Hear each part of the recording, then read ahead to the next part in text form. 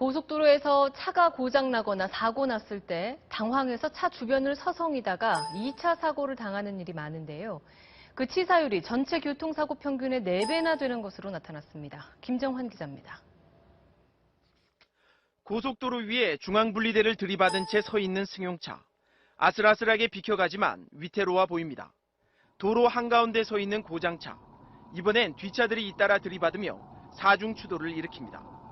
이처럼 고장차나 사고차를 미처 보지 못하고 부딪히는 2차 사고는 치사율이 전체 교통사고 평균의 4배나 됩니다. 대부분 1차 사고 운전자들이 사고 사실을 제대로 알리지 않아 발생하고 있습니다. 지난달 24일 어둠 속에서 시속 100km로 달리던 고속버스가 차량 2대를 그대로 들이받아 5명이 숨졌습니다. 접촉 사고를 낸 앞차들이 아무 조치 없이 우왕좌왕하는 사이 벌어졌습니다. 사고 차량에 피하지 않고 남아있다가 사망으로 이어지기도 합니다. 이곳은 지난 7월 일가족 4명이 2차 사고로 숨진 서울 외곽 순환 고속도로입니다. 타이어 파손으로 멈춰선 차에 타고 있다가 뒤따르던 버스에 참변을 당했습니다. 전체 교통 사망자의 약 18%가 2차 사고로 사망하고 있습니다. 고속도로에선 사고 즉시 비상등을 켜고 갓길 등으로 차량을 이동시킨 뒤 탑승자는 반드시 차에서 내려 갓길 바깥으로 피해야 합니다. 삼각대를 이용해서 도로상에 이런 식으로 설치를 한 후에 하지만 주요 고속도로의 갓길이 가변 차로로 운영되는 등 대피 장소가 부족한 곳이 많아 2차 사고를 줄이기 위해서는 충분한 갓길 확보가 우선이라는 지적도 있습니다. MBC 뉴스 김정환입니다.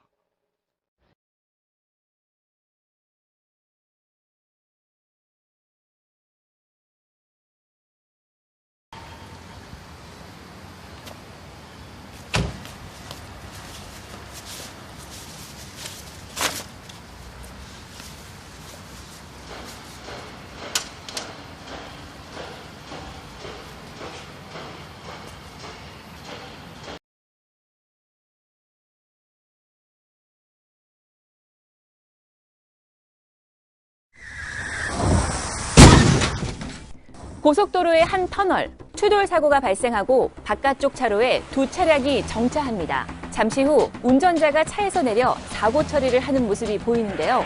바로 그때 끔찍한 재앙이 일어납니다. 후속 차량이 속도를 줄이지 못하고 피해가던 화물차와 정차해 있던 차량, 그리고 도로 위에 서 있던 운전자를 연쇄 추돌해버린 것입니다. 이 사고로 터널 안은 순식간에 아수라장으로 변했는데요.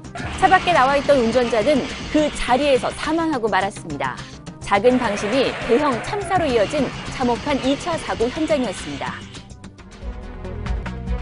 이 캠페인은 국민의 안전을 제일로 생각하는 한국도로공사와 함께합니다.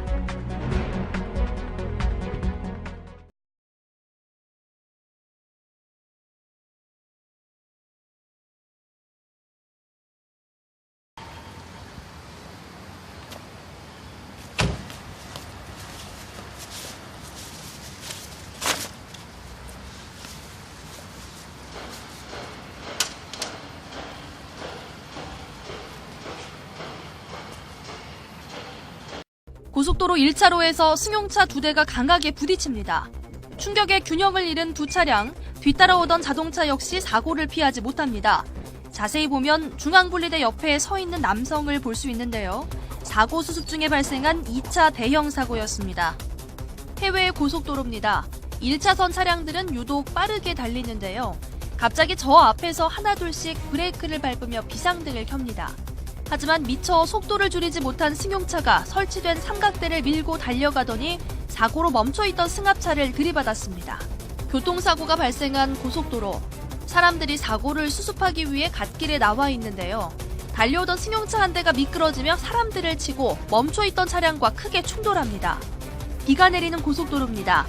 승용차가 구분도로에 진입하자 앞서 달리던 탑차가 갑자기 차선을 변경하며 승용차를 막는 듯 하더니 다시 차선을 옮겨 달려갑니다. 알고 보니 승용차가 달리던 도로에 차량 한 대가 전복돼 있었는데요. 탑차 운전자가 일부러 도운 걸까요? 다행히 2차 사고를 막을 수 있었습니다. 고속도로 2차 사고는 일반 교통사고에 비해 숨질 확률이 5배나 높습니다. 사고가 났을 때 서로 잘잘못을 따지기보다는 먼저 안전한 곳으로 이동한 뒤 다른 차량들에게 알려야 합니다. 또 사고 현장을 가급적 빨리 수습해야 2차 사고를 막을 수 있기 때문에 관련 연락처를 미리 확보해둬야 합니다. 렌즈로 보는 세상이었습니다.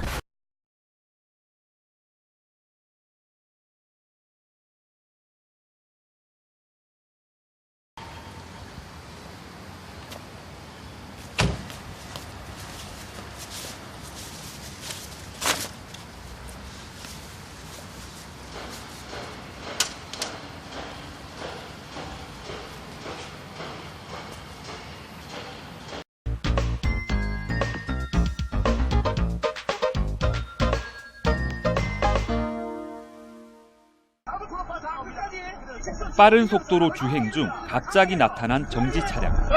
급정지를 시도해보지만 차량과 사람을 들이받습니다. 차에 치인 운전자는 도로 난간 밖으로 튕겨져 나가 복층 구조인 광안대교 아래쪽 도로에 떨어졌는데 주행 중이던 승합차에 다시 치여 결국 그 자리에서 숨졌습니다. 숨진 운전자는 사고 직전 차량이 눈길에 미끄러져 난간을 들이받고 뒷차에 수신호를 하던 중이었습니다. 뒷차의 사고를 막으려다 변을 당한 것입니다. 지난해 고속도로에서 1차 사고 때문에 도로 위에 서 있다가 2차 사고로 숨진 사람은 42명, 모두 사고 지점 근처에서 사망했습니다. 최근 5년간 2차 사고의 치사율은 60%에 달해 일반 교통사고보다 5배나 높습니다. 실제 사고가 발생했을 때는 항상 현장을 벗어나는 게 최우선이고 빨리 차를 뺄 수 있으면 우측 갓길로 빨리 빼시는 게. 도로교통법상 사고가 나면 안전 삼각대를 차량 뒤편에 세우고 뒤따르는 차량들에게 사고를 알려야 하는데 갑작스런 2차 피해를 당하지 않도록 주의를 기울이는 게 급선무입니다. 부산일보 이대진입니다.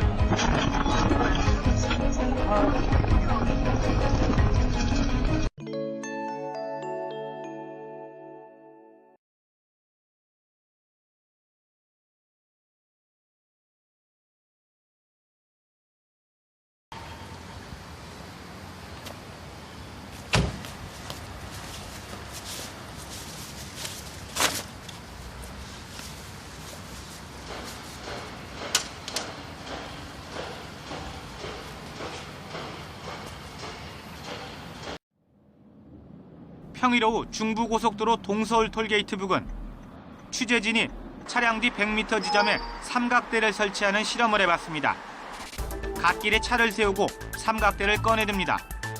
바로 한 발짝 옆에서 시속 100km 이상을 달리는 차들을 조심스럽게 살피며 설치를 마친 시간은 1분 45초. 같은 시간 동안 지나간 차량은 모두 113대입니다. 어려움은 없을까? 생각보다 너무 좁고 차가 큰 차 트럭 같은 경우에는 부딪힐 것 같고 좀 무서웠어요. 야간 규정, 즉 차량 뒤 100m 지점에 삼각대, 200m 지점에 불꽃 신호기 등을 설치하는 실험도 해봤습니다. 취재진이 고속도로 불꽃 신호기를 실제 사용하기는 이번이 처음입니다. 사고 위험이 높아 실험은 고속도로 본선 바로 옆 진입로를 선택했습니다.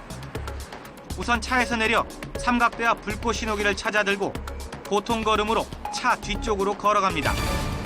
100m 지점에 삼각대를 설치하고 200m 지점에서 불꽃 신호기 설치를 시도합니다. 어두운 조명 아래 포장지에 적힌 사용 방법을 읽어보고 점화에 나섰습니다. 라이터가 따로 필요하진 않지만 사용하기 어려워 불을 붙이기가 쉽진 않아 보입니다. 몸통에 붙은 철사를 구부려 도로에 세우는 작업도 만만치 않습니다. 설치 완료까지 걸린 시간은 4분 20초. 실제 상황이라면 이 시간 동안 설치하는 차로나 바로 인근 차로에 다른 차들이 무서운 속도로 지나갈 개연성이 높습니다. 겁났습니다. 너무 만약에 실제 더 어두운 데였으면 진짜가 겁나서 아예 설치를 못했을 것 같아요. 삼각대나 불꽃 신호기 등을 설치하도록 한 가장 중요한 이유는 바로 2차 사고를 막기 위한 것. 그렇다면 효과는 어떨까? 고속도로 전방에 사고가 나 있거나 물건이 떨어져 차량이 멈춰 있는 상황을 설정한 시뮬레이션 실험을 했습니다. 낮과 밤에 시속 100km 정도 속도로 달리다 이런 상황을 보고 브레이크를 밟았을 때 제동거리를 알아봤습니다. 평균 100km로 주행 시에 운전자가 위험상을 인지하고 차량을 정지시키는 데까지는 약 80m 정도가 소요됩니다. 다만 야간 운전 상황에서는 인지 반응 시간이 지연되므로 약 30m 정도가 더 증가되고요. 즉 브레이크를 밟고 나서 낮에는 80m, 밤에는 110m 정도 앞에 멈춘다는 얘기입니다. 낮에는 100m 뒤에 삼각대를, 밤에는 200m 뒤에 불꽃 신호기등을 설치했을 경우 뒤차 운전자가 이를 제대로 보고 브레이크를 밟는다면 이론적으로는 어느 정도 사고 예방이 가능하다는 의미로 해석할 수 있습니다. 하지만 반드시 100m 또는 200m 뒤에 설치해야만 2차 사고를 막을 수 있는가라는 부분에서는 이견이 적지 않습니다. 무엇보다 설치하는 사람의 안전이 문제가 되기 때문입니다. 다른 방법은 없을까? 전문가들은 1차 사고 관련자의 안전 확보를 위해 멀리서도 잘 보일 경우 차량 가까운 쪽에 표시하는 방법을 대안으로 제시합니다. 100m 후방에서 비상경고등이 잘 보이고 있기 때문에 이 고속도로에서 100km가 넘게 달리는 이런 위험한 상황 속에서 안전삼각대를 설치하기 위해서 100m까지 이동하는 것은 필요하지 않지 않느냐. 밤에는 일본의 사례가 참고할 만해 보입니다. 뒤에 있는 운전자가 보기 쉬운 위치에 200m 거리에서도 식별이 가능하도록 삼각대나 불꽃 신호기 등을 설치하도록 했습니다. 즉 차량 주변에 설치해도 200m 거리에서 보인다면 2차 사고 예방에 도움이 된다고 판단한 겁니다. 우리나라처럼 한밤중 고속도로를 200m나 거슬러 올라가 설치해야 하는 위험을 감수하지 않아도 되는 것입니다. 고속도로 특성상 보행자들이 통행할 수 없는 곳인데 안전장치 없이 너무 먼 거리에 또 고장 표시를 해야 된다는 게 상당히 위험할 수 있습니다. 특히 밤의 경우에는 잘 보이지 않는데도 불구하고 직접 걸어서 그 고장 표시를 해야 된다는 거는 현실적으로는 좀 위험 요소들이 많지 않나라는 생각이 듭니다. 지키지 않으면 손해배상 부담까지 질 수 있고 지키려다가는 자칫 생명까지 잃을 수 있는 규정. 때문에 지킬 수도 지키지 않을 수도 없는 이 규정에 대해 이제라도 관계 당국이 대책을 마련해야 한다는 목소리가 커지고 있습니다.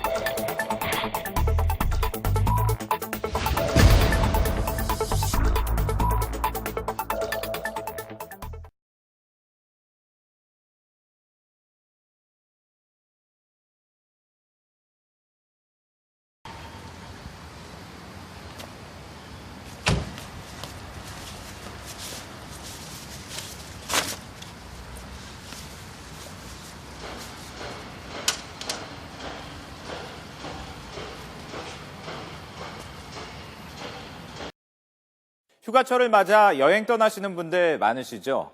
그런데 고속도로 이용하실 때 이 사고 대처법 제대로 알고 계십니까? 이 고속도로 사고는 처음 사고 때보다 이 사고 이후의 처리 과정에서 발생하는 2차 사고의 치사율이 5배나 더 높습니다. 고속도로 2차 사고, 그렇다면 어떻게 해야 막을 수 있을까요?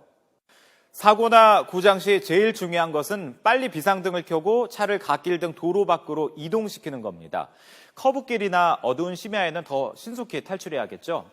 탈출한 뒤에는 뒤차가 피해갈 수 있도록 비상등이나 이렇게 삼각대 불꽃 신호기를 설치해두면 좋은데요. 주간에는 100m, 야간에는 200m 전방에 설치하면 되겠습니다. 이런 비상장비들이 없다면 차 트렁크를 열어서 사고를 알릴 수도 있고요. 또 요즘에는 트렁크 안쪽에 간단하게 장착할 수 있는 비상등이 있으니까 준비해두는 것도 좋을 것 같습니다.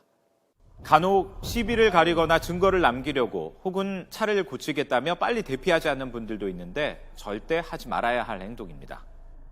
터널 사고는 어떨까요? 앞서 달리던 승용차가 갑자기 차선을 변경하려 하자 깜짝 놀란 뒤차. 간신히 앞차를 피했지만 그대로 양 터널벽을 들이받습니다. 사고로 차에 불이라도 나면 빠져나가기 쉽지 않고 질식 위험까지 있어 대형 참사 가능성도 있는데요. 교통사고로 화재가 발생했을 때는 연료에 바로 불이 붙을 수 있어 비상전화나 119로 신고 후 신속하게 대피해야 합니다. 진화가 가능한 상황일 경우 자동차에 장착된 소화기나 터널 내 소화함 및 소화기로 진화해 주시면 됩니다. 초기 대응을 위한 비상벨과 전화, 소화함은 터널 내부에 50m 간격으로 설치되어 있습니다. 터널 관리소에서 신고를 받게 되면 CCTV를 통해 상황을 파악한 뒤에 이 터널 진입 셔터를 내리거나 연기가 빠져나갈 수 있도록 제트 패널을 돌리는 등의 즉각적인 대처를 할 수 있다고 합니다. 대피를 할 때는 도로 대신 보행자로나 옆 터널과 연결된 비상갱을 통해 나가야 하는데요. 단, 대피할 때는 반드시 차 엔진을 끄고 차 키는 꽂아둬야 합니다. 철저한 안전 대비, 즐거운 여행 준비의 시작이죠. 안전한 생활이 행복한 오늘을 만듭니다. 지금까지 오늘의 생활안전이었습니다.